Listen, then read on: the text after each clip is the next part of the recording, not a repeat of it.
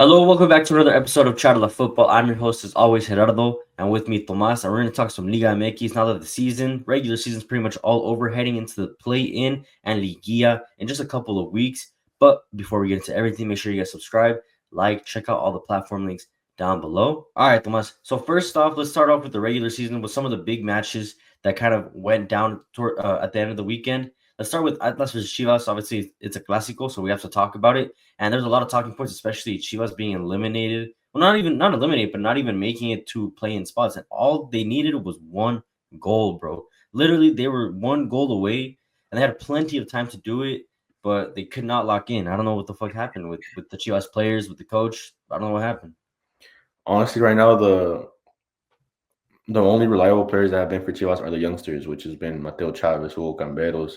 Even Yael Paya, when he comes in, he gives a little bit more effort than I'd like to say any other winger that's been playing there for right now. But Yeah. I mean, I don't know what it is. I feel like these youngsters have a lot more love for the club. I mean, you see the veterans are kind of just walking around. If it's not Sepulveda or I don't even know. Like, there's nobody Brizuela. else that really does anything for this club. I mean, you see Mhm. Mateo Chavez going up and down and playing with Hugo Camberos when Mateo Chavez is a left back and Hugo Camberos on the other side of the field. Mhm. And Hugo Camberos is the only player that's willing to shoot. I mean, that's where the goal comes off of the deflection from him. Yeah. So I I mean, it's feel a like lot of problems. he's the only player that's like willing to do anything pretty much. Like, yeah, go on attack and then also defend with his heart. And you see in a lot of the plays that he makes. What was unfortunate is that like you didn't really like okay, he started off the season very hot, like getting a lot of consistent minutes. Then out of nowhere, he kind of gets dropped to the bench, getting minimal minutes. And yeah, there's a lot of talk of like, oh, because he hasn't like renewed. And whether that's true or not, I still think it's kind of unfortunate that the board have to like find a way to put themselves into the team. It's like, bro, you're already like the season's already pretty poor, like, and you're gonna hinder this guy's progress because he just hasn't renewed. Like, just let him play. Obviously, he's the difference maker for you. And I feel like maybe if he had more minutes in the past few matches, maybe Chivas could have made it to play in. No, yeah, of course. I mean, it's just one moment of brilliance that they needed in each game. I mean, Yeah, they tied Mazatlan. They barely beat Puebla 1-0. And if you look into that Puebla match, it was really important because with the same scenario, if they beat Puebla by more goals, they advance into the knockout stages. mhm. So I mean, it's little things like that. Now, I mean, obviously, the coach is going to head out. They're going to bring in a new coach. We'll see what happens with that. Let's talk about Atlas real quick, who, once again, when it comes to a Clásico Tapatio for an important part of the season, like last season, it was in play-in. Atlas eliminated Cruz. Atlas eliminated Chivas, and then here, and obviously, Atlas have nothing to play for. They didn't even need to win this game. They didn't. There was nothing to play for. They couldn't get in anywhere. But the fact that you can still like prohibit your rival from going into playing spots. Obviously, I'm pretty sure it's a good feeling for the fans. So then again, they did it in this situation, and I just wanted to throw in a crazy strat. Actually, it's the striker, the Serbian striker, Euros Djurdjevic.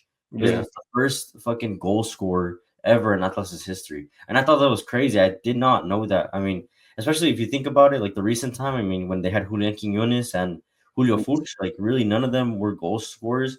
Like it had to be the Serbian in a time that Atlas aren't even competing for anything at the moment. That's crazy to me. yeah. I mean, but if you look into those matches where Atlas was, I mean, banging, they would win a game by like 1 or 2 goals. They defend very well, but they'd win the game by like 1 or 2 goals. I mean, they played terrorist ball with Coca. So it's And now under Gonzalo Pineda, they're trying to like take a new shape. Overall, I don't know what would you rank Gonzalo Pineda at Atlas this season, and then we'll go into Chivas this season first and next. I'd say a 5 because he kind of maintained what happened last season. You know, Mhm. he didn't go under, he didn't drop those 3, 4 spots that, I mean, he kind of just stayed where they were, He which didn't make is, them better either. I mean, the first step of progress is maintenance. So, Mhm. I mean, we'll see what they do next season, but it's not looking too bright, at least for right now. Mhm. And then as for Chivas, I mean, it has to be pretty poor. Probably like 3 or 4, no, maybe even less. I think the only thing that saves them is the two youngsters that they were able to like introduce and develop throughout the season, semi-develop. And then if they do go on to go to Europe in the summer, then maybe that ranking goes a little higher. Yeah, I mean, the thing, or at least this season thing with it was that there was two or even three coaches at one point. I mean, there was Oscar Garcia Jr., there was the interim coach, and then there was Espinosa. Mhm. So I mean, he wasn't. I mean, no coach was able to really show their style. We kind of looked like a mixture of Gago and a new style. You know, it was kind of just piss poor, a lot less effort than when Gago was there. Yeah, that is a fact right there. The effort part, I feel like once they brought in the Espanol, once they brought in Gerardo Espinosa and the interim manager, like just this whole season, most of the players just looked like they lacked effort. Like they didn't really care. They didn't have anything to play for or wanted to play. So yeah, that's a big thing that at least you saw under Gago, but you didn't see here. Yeah, that's what I was noticing into the Atlas match because I mean I remember that Atlas match where Roberto Alvarado scores a banger and Chivas doesn't attack the best. They play a piss poor game, but they defend very well with a lot of effort. That's kind of what saves them. But I Yeah. mean, Overall, would you rank it like I said three, but I don't know what you it's rank still it. like a yeah, like a 4. I mean, I can't really rank it. Oh, yeah, you could rank it, but you don't see what this coach is able to input into the team Yeah, and you never will because now he's 7 gonna games. be gone, and they're gonna bring in who knows. I mean, Almada's on the table, Caixinha's on the table now that he just was fired from Santos. There was Dominic Torrent from San Luis as well, Lozano, and Jaime Lozano. and Jaime Lozano. Oh, that's someone I really don't want, I to be wouldn't like honest. Jaime Lozano in Chivas because we've seen his how he plays with Mexicans. So Yeah, not even that, but like I mean, in Liga MX, he's already managed Querétaro and Necaxa, and he's didn't show anything there. So yeah, yeah, I don't know. Now let's move over to probably the game that we're gonna get the winner of the Liguilla, pretty much, in Toluca versus Cruz Azul, because there's no doubt Toluca and Cruz Azul have been some of the best teams in Liga MX along with America. But I mean, I say that these two have been only because Cruz Azul has beaten America and have eliminated America from the CONCACAF Champions Cup, and then Toluca as well. I mean, they're top of the table and it was a credible game, 2-2, and there were necessary points for Cruz Azul because this is like where they were gonna get the bonus pretty much for having like the most points in the totality of a season. So they were gonna get like $1 million. I don't know how many millions they were gonna get. And for Toluca, not much to play for because they were already top of the table. That was already locked in. But as for Cruz Azul, if they had gotten the win, they would have taken over America's spot. I think that would have been a lot better for Cruz Azul and their fans. But do you agree with what I said, like in the beginning, where the winner will probably come from this game right here? um, I don't know because Toluca. I mean, remembering Toluca, they're just I don't know. Their bottle Toluca, jobs, their bottle shares in dude, the I year. don't I don't know what's happened ever since 2006. Toluca hasn't been able to recover after losing to Chivas. I don't know. They get to these final instances, they get to the Liguilla, and then they just don't show up. They just But you have an experienced guy like Mohamed, though. That's the thing. yeah, but it's just like I don't know. Maybe it's like the I players, or don't like know the the possible aura, because or the energy. I've seen Cardoso with Toluca. That Cardoso team was on fire. I think they even won championship. But with all what they had, with the resources they had, with the players they had at that time, I mean, Toluca had a strong, solid squad. I mean, they had one of the best goalkeepers in that time with Jose Saturnino Cardoso. What? Yeah, so when Cardoso was coach at Toluca, Uh, the goalkeeper Volpi, Volpi. You said he was because one of the best. you said Cardoso was one of the best goalkeepers, or that's what I understood. Nah, chill. I mean, But yeah, the Volpi squad was was yeah, one of the best. yeah. I mean, they went into Buenos Aires, I think, and beat Boca. So it was one of the best teams, and they were bottle droppers too. So I mean, I, we seen it against America last season. Toluca was on fire. They were fucking beating. I think they even beat them 5-1 in the regular season. yeah, something that was like 4-0 or something like that. Was it 5-1 or 4-0? Something like that in the regular season. Something like that. And And then they smacked them in the regular season, yeah. they go into the And then just like Liguilla. 2 weeks later, then America beats them. It's just I don't understand Toluca sometimes. But I mean, right now they look good. Alexis Vega looks on fire, Yeah. and I mean, we'll see what happens. So I guess the biggest thing is that, oh yeah, with Mohamed coming in, I think defensively the structure of the team has looked a little better compared to last season. Last season it was just like all out attack pretty much, and defensive, like the defense last is the last thing you're focusing on. But with Mohamed, I think he's brought a little bit more balance, especially because I mean, like I said, he's an experienced coach. He's won multiple titles in the MX with Cholos, with America, and now he's trying to bring one to Cruz Azul. I think it's possible, but yeah, I wouldn't put my money on it to be honest, because like that's I think Toluca is one of the last teams you want to bet. Same thing with Cruz Azul. But is it possible that the winner comes from one of these guys? Yeah, for sure. Especially with the current form of America. Yeah, they beat Mazatlan 5-0, but that's Mazatlan. It's like losing your virginity to a prostitute. Like everybody gets points for that, you know? Everybody gets points there. So, and then I just wanted to get your quick thoughts on Turco's press conference. So he had said, I don't know if you saw the video, but he said that like, oh, it's a disgrace that we just finished the season and now we have to wait 18 days for our next match. We're looking more like MLS every day without promotion and relegation, pretty much. Like, do you agree with that? I mean, I didn't see it, but I read it, and I think he has a point because 18, like you go from playing one of a very decent match in the last match, and then you go 18 days with no, I mean, with Activity. not even, yeah, exactly, like zero activity. I mean, you have to make your own games at that point. You have to have I don't know, a Friday scrimmage or Wednesday scrimmage, but you have to make it a full 90-minute scrimmage where, as in, the team is playing within itself. It's not playing, a direct competitor. Mm-hmm. So it's different. It's, yeah, definitely different. But And I heard that this is the last time they have playing them. playing. I mean, that's what they were saying. That's what they said at the end of last season that they were going to change it moving into the summer. So hopefully, maybe that's possible. Maybe they'll just go back to a regular Liguilla format. Um, we'll see what happens. But yeah, I completely agree. Like, I don't like the 18-day break. Like, it kind of just hinders the performances of all the players of the teams. They're like in their flow state, like they're in their zone pretty much. No, yeah, I mean that's what we've noticed in this past few seasons. I mean, America last season was That's when they were struggling to like barely get struggling, in. but I feel like the fact that they had more games kind of gave them a bit more momentum to go The into the Liguilla. I mean, I think it was I forgot the Toluca, ex Toluca coach's name. Cristante, was it? No, the one from last season. Last season, what's his name? Last season, I was saying with Paiva. Paiva complained because of they had that break while America had I think it was 2 games in between. Mm-hmm. And obviously, America having 2 games in between, they're able to kind of have more momentum. The team chemistry maintains or even improves at some point.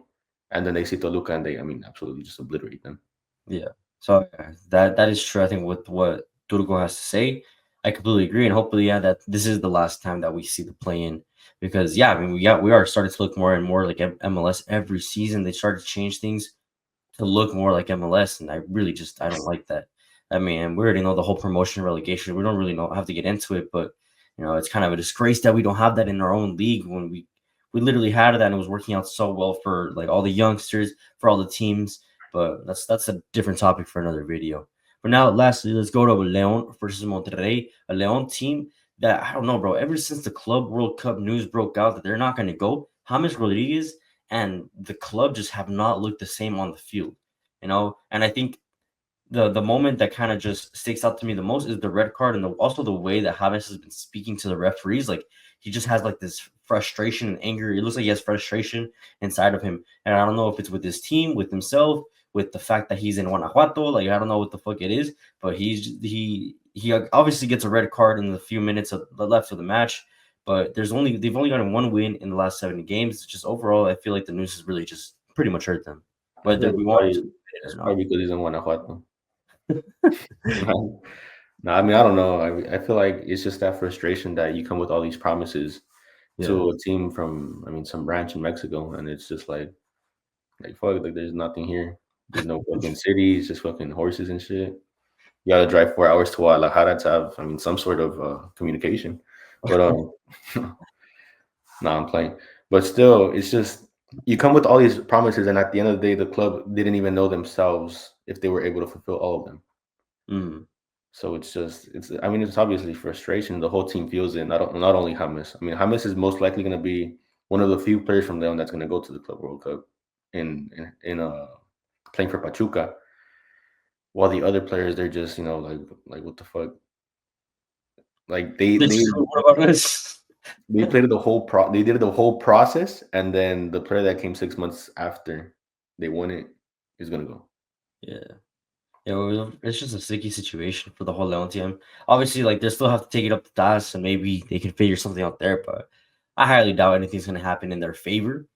As for let's go to Monterrey now. Like Monterrey obviously beat them 2-0, and it was a pretty consistent result with what they showed on the pitch first off, but then like it kind of just contradicts itself overall because I mean the past few like weeks, you've been hearing rumors of the Michelis, he's gonna get sacked. The same thing with Tato Noriega, the sporting director, he's gonna get sacked because their projects just haven't been working out.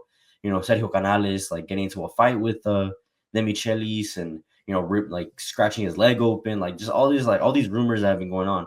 But then in this match, they kind of look a little bit more like as a unit. I don't know if what helps is having leaders like Ramos, at the back, inside of the dressing room to kind of just contain everything. And then obviously not having Canales on the field, Oliver Torres, Lucas Ocampos, who are guys that you absolutely have to throw on the field, but maybe kind of throw off like the chemistry or the form of the team. I mean, compared to what they were playing with in this match, I mean, they played with a lot of youngsters as well. I mean, we saw Iker Fimbres getting a fucking banger as well. And then Tecatito getting 2 assists. And then crazy stat, but he's actually the leading player with assists, like tied with Alexis Vega with 7 assists. And he hasn't even played like full 90 minutes, bro. He's been playing like irregular minutes for the most part. I've seen him, come in the last 15, last 20 minutes max. Yeah, and he will perform, bro. And like obviously in this match, I think he started and he got 2 assists as well. And I mean, maybe this is more just like Selección Mexicana talk, but if he continues to play like this, I mean, why not call him up to the Mexican national team? He's only 32, bro. Yeah, I mean, Roberto Alvarado needs a ball boy, somebody to hand him water. Yeah, like, But imagine him and Roberto Alvarado like on the wings, like two like crafty like wingers, and then you bring on Vega or Chino Huerta like as what's the word? Revoltivos? revoltivos, huevos revueltos. No, what's the word? Revoltivo. Revulsivos, yeah, revulsivos. You bring one of them two on the wings. So, I mean, that's a pretty scary front line, to be honest. Yeah, I mean, it's just that I mean, speaking from how do I say a serious sense, Javier Aguirre loves Chino Huerta, and Yeah. Alexis Vega. I mean, it's like that's his like son. I mean, he sees himself in him. He plays him no matter what. He has been playing too good this season to not get called up too. Yeah. But I mean, yeah, if Tegatito does ball out, maybe going into play in the Liguilla too, shit, why not? Man, I wouldn't see why at least get a call up to the Gold Cup. I'm not saying for the World Cup, but at least if you want to watch a little bit more of him, see if he could perform at the national team, shit, that'd be pretty sick. Now, let's move into the play-in predictions and then La Liga. Well, first we'll start with La Liga standings. Toluca first, America second, Cruz Azul, Tigres, Necaxa, who are probably one of the biggest surprises, León, Monterrey, Pachuca, and then Juarez and Pumas. But the last 4 are the play-in guys. It's going to be Pumas versus Juarez and then Monterrey versus Pachuca. Let's go with each game first. Tomas, who do you think's going to win? Who do you think's going to lose? Damn. Let's start with Juarez versus Pumas. Who wins? Who's going to pass? Like Pumas wins, even though they're away. I feel like Juarez doesn't have a home advantage. I don't think I've ever seen Juarez. I don't like think I've ever seen stadium type of thing. Yeah. It's like I don't think I've ever seen Juarez with that pressure that Chivas fan base would have when they see Monterrey, Tigres, or America, or the same thing when America plays Tigres, Monterrey, Cruz Azul, or even Chivas when they go to Ciudad de Mexico. I've never seen a filled stadium like that, even when Juarez plays a big team. Yeah, and especially moving on to a team like Pumas, who I mean, it's probably not even going to fill the stadium as well. I think Pumas have been somewhat on an upward trajectory. Yeah, they got eliminated at a CONCACAF Champions Cup like in the last final minutes, but I mean, against Tigres, they didn't play horrible, and I mean, you could tell that with the team, they look a little with Efrain coming in, and they look a little better. So I think it will be just enough for Pumas to also beat Juarez. And then you go to Pachuca Monterrey. That's where it gets a little bit tricky because like this is anyone's game pretty much. Okay. I lean slightly in favor for Monterrey just because of the quality aspect that they have like on every line of on the field. I feel like Monterrey might win as well just because I mean they finished the season with the win. They look to play well. But also because they're closing at home. I mean, Monterrey, although they've choked a lot of finals at home, on average, at home they play a lot better than they do away. And if that's the case, and they're going to face against America, and they get eliminated against America. Yeah, I mean, it's just And like obviously, I would prefer Pachuca to go through because then they would face America, and it would make it an even more interesting matchup. Because we know when it comes to Pachuca and America, America has struggle all the time against America. America will struggle all the time against Pachuca. But Pachuca's beaten Monterrey in a final in their own stadium. I think it was like 2016. see, look at that. And so okay, the winner of that Monterrey would go. We say Monterrey would play against America. The loser Pachuca would face against the winner Pumas for the 8th place spot. And I mean, in that situation, Pumas versus Pachuca, who would you go for? Pumas Pachuca? Yeah, I'd probably go Pachuca. same, man. I think they also have a little bit more quality compared to Pumas. Even though they've sold a few players, I mean, one of the big ones going to Monterrey, but I still feel like Pachuca's played fairly decent, especially with Montiel at the 6. Yeah, so I agree. Pachuca too. They would go to 8th, face Toluca, and then who are your favorites to win everything? Pretty much going into so it would be that would be our top 8, including Monterrey and Pachuca. Pretty much like literally Juarez and Pumas would just get eliminated as if they were never even there. As if pretty much they should never have been there in the first place for the play-ins. I feel like the top 3 are probably going to win it. Winner of the top 3. The only surprise that I can see happening is maybe Tigres. I mean, Tigres has been playing fairly decent. They're really underrated right now. I feel like with what's his name? Guido Pizarro. Guido Pizarro as coach. I feel like maybe he's not the most tactical coach, but he's definitely brought heart into his team. I mean, I've seen it in the CONCACAF Champions League. I mean, probably you have to think about it as like, oh, one of your friends from the pitch now becomes coach. Like you're like, obviously you're gonna give everything you will for your friend. At the end of the day, he's your friend. Like You want him to stay in the institution. Like you want him to be there with you. Yeah, exactly. So to be able to perform for him and then help him win a trophy in his like first season or like half a season as a coach, like it's pretty sick, you know? It'd definitely be insane, but realistically, with what Guido Pizarro's accomplishing a 4th place finish and maintaining himself in the Champions Cup, I feel like he's gonna stay for at least one more season, easily. And then how about like a team that you think can give a good surprise? I already kind of mentioned my team. I think Necaxa has been one of the most difficult teams to play for all the teams in the league. I think they are definitely a team that can give a shock to any of the big clubs. Looking at Toluca, America, Cruz, Azul, Tigres. Yeah. What about you? Do you agree with that? Do you think it's gonna be somebody else? Monterrey, Pachuca specifically, maybe? It's because there's 2 different kind of ideologies when it comes to Liga MX. Because you have your teams that are consistent, you always want to play good against them. And then there's the teams that sometimes are inconsistent, like teams like Chivas, but you always want to play your best front against them. And there's teams like Necaxa, San Luis, where you're kind of confident that you're going to beat them. So you don't come with that same instance. And I've seen it in the Necaxa games, teams just underestimating them. And Necaxa is a fairly decent squad, but just because the name doesn't back it, they don't take it that serious. But I mean, in Liguilla, it's different. I feel like Necaxa would play Tigres, no? No, yeah, right? Necaxa Tigres already done. Yeah. Necaxa Tigres already done in Cruz León. I don't know. I feel like Tigres just goes through Necaxa. I feel like they're just a better squad. Shit, I guess we'll find out. But yeah, that pretty much wraps up all our thoughts on this season in Liga MX going into the Liguilla and playing. Let us know who you guys think is gonna win the Liga MX title this season. Will America get the tetracampeonato? Will it be somebody else shocking in this season? Let us know in the comments. Make sure you subscribe, like, check out all the platform links down below. We'll see you guys on the next one. Thank you, Tomas. Peace out.